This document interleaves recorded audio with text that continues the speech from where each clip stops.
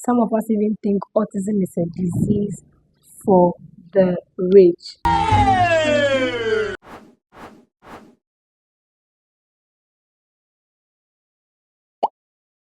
When you hear the word autism, what picture actually pops into your head?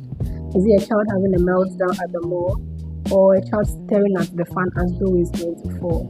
Well, society has made us believe that autism is a burden or a tragedy. Some of us even think autism is a disease for the rich. Oh my God. The claim is for the rich because they come out, they seek professional help, they look for therapists, occupational therapists to help their children come out of whatever it is that is going on.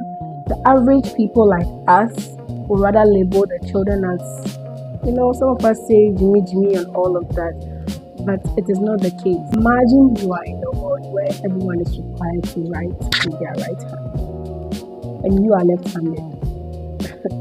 Teachers walk past you and then they give you pencil in your right hand, knowing very well you are left-handed, but they give it in your right hand and you are required to write. Your friends are writing and you are struggling to use your right hand to write because it's new to you. You get tired faster than everybody and then you get frustrated and then you knock the decks over. And then people look at you and say, why can't you just write normally?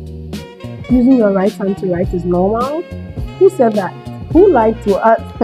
I mean, same applies to a child with autism, okay?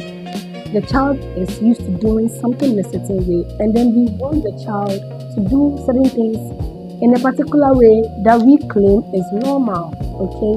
The child will struggle to write with the right hand because originally the child is left-handed. Who says writing with the right hand is the normal way to write? I mean, writing with the left hand can equally be normal. It's just a different wiring. I'm able to write with my right because my wiring is different from how you would use your left hand to write. It's just a different wiring. Same with autism. Autism is not a disease. It's not a tragedy. It's not a burden. Okay, it's a different wiring of the child's brain.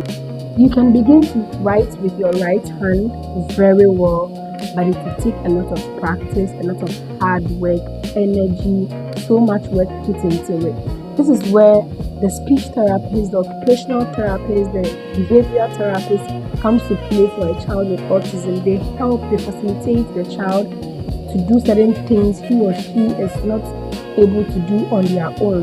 The speech therapist will help with the speech, the occupational therapist will help with the everyday activities, the behavioral therapist will help with the behavior, the tantruming, how to regulate their emotions and all of that spectrum. And what comes in our head is a straight line.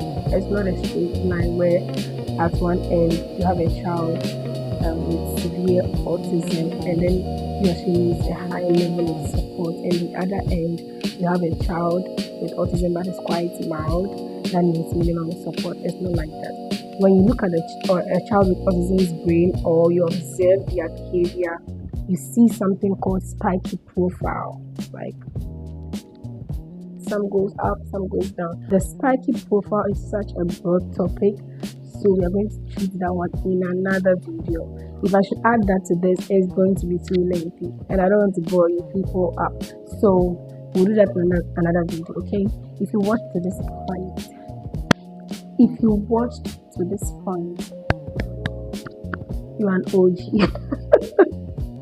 Thank you so much. Thank you so much for watching to this point. I really appreciate your support and all of that. Hope you have learned something. I mean, if not everything, you've learned something small. You've taken something small from, So when you see a child with autism out there throwing tantrums, you don't label them as the tree will say Jimmy Jimmy, others will say all kinds of words. It's just hilarious. Let's do better. Okay. Bye.